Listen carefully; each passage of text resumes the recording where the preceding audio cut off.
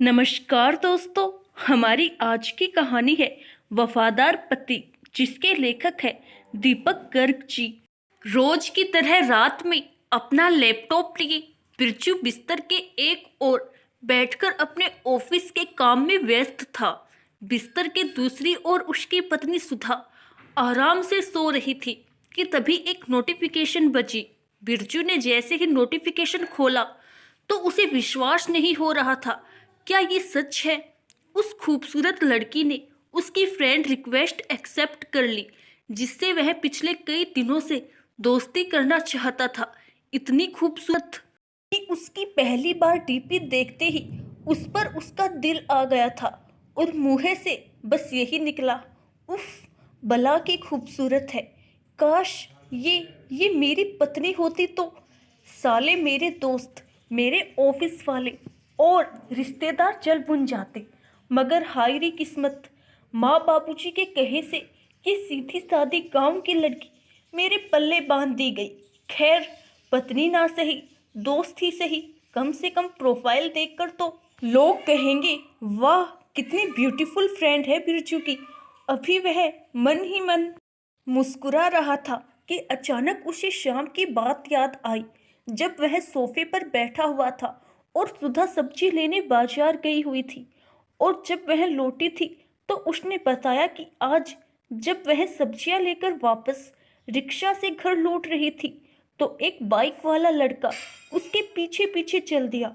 वो लगातार उसे देखकर छेड़छाड़ करने की हरकत कर रहा था। फिर बिरजू ने अपना ध्यान टीवी से हटाकर गुस्से से पूछा, फिर क्या? मैंने रिक्शे वाले से बताया तो उसने भी पीछे देखा और कहा, ये तो आवारागर्दी करते रहते हैं, आप इन्हें इग्नोर किया कीजिए।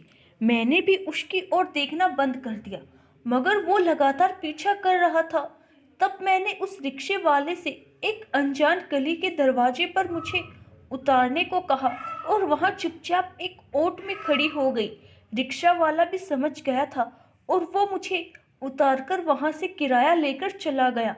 फिर बस वो लड़का मेरा घर उस गली में है जानकर वहां से रफू चक्कर हो गया और मैं कुछ ही देर में वहां से दूसरी ओर निकल आई और वहां से दूसरी रिक्शा लेकर घर चली आई। मेरे रास्ता बदलने से समस्या तुरंत बड़ी होने से पहले ही सुलझ गई। आगे से अपना मोबाइल फोन अपने साथ रखा करो और तुरंत पुलिस विभाग को सूचित किया करो। जी, कहकर वह अंदर चली गई थी। एक बार फिर से नोटिफिकेशन बजी। बिरजू ने देखा तो दूसरी ओर से हाय का इमोजी सेंड हुआ। फिर उससे पूछा गया कि आप मैरिड हो या अनमैरिड। आपकी प्रोफाइल देखकर मैं काफी इम्प्रेस हूँ। बिरजू ये पढ़कर और भी खुश हो रहा था। वाह, ये तो मुझसे पहले से ही इम्प्रेस है। तभी अचानक दूसरी ओर दिन भर की थकावट से चूर उसकी नजर अपनी पत्नी सुधा पर पहुंच गई। उसे ऐसे निश्चित देखकर वह सोच रहा था कि वह इतनी सुरक्षित कैसे महसूस करती है कि वह मेरे साथ अपने बरसों बिताए घर को छोड़कर बिल्कुल नए घर में इतनी आराम से सो सकती है। वह अपने माता पिता के घर से बहुत दूर है, जहां उसने 24 घंटे अपने परिवार से घिरे रहते हुए बिताए हैं। जब वह परेशान या उदास होती थी तो उसकी माँ वहां होती थी ताकि वह अपनी गोद में रो सके। उसकी बहन या भाई चुटकुले सुनाते होंगे और उसे हंसाते होंगे। उसके पिता घर आते होंगे और उसे वह सब कुछ देते होंगे जो उसे पसंद था। और फिर भी ये सब छोड़कर उसने मुझ पर, पति पर इतना भरोसा किया। ये सारे विचार बिरजू के मन में आए तो उसने तुरंत लैपटॉप उठाया और दूसरी ओर से आ रहे मैसेज और उस नए फ्रेंड को ब्लॉक कर दिया। लैपटॉप एक ओर रखकर वह अपनी पत्नी की ओर मुड़ा और उसके बगल में सो गया और मन ही मन बुदबुदाने लगा, मैं एक आदमी हूँ, कोई बच्चा नहीं। मैंने उसके प्रति वफादार होने की शपथ ली और ऐसा ही होगा। मैं हमेशा के लिए एक आदमी बनने के लिए लड़ूंगा जो अपनी पत्नी को धोखा नहीं देता और एक परिवार को नहीं तोड़ता, बल्कि हमेशा साथ रहता है और अंत तक साथ ही रहेगा। शायद इसी प्यार और विश्वास के भरोसे में रिश्ता जन्म जन्म का होता है।